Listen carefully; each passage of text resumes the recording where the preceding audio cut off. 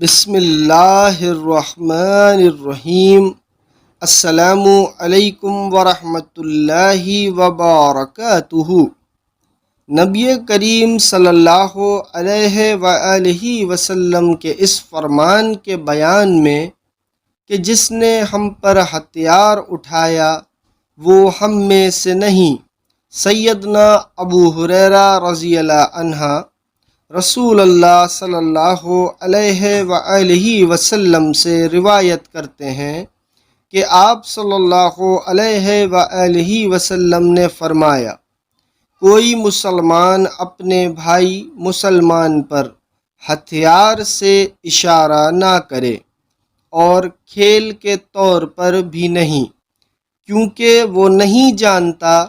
کہ شاید شیطان اس کے ہاتھ سے اس ہتھیار کو چلوا دے اور وہ کسی مسلمان کے قتل ہو جانے کا سبب سے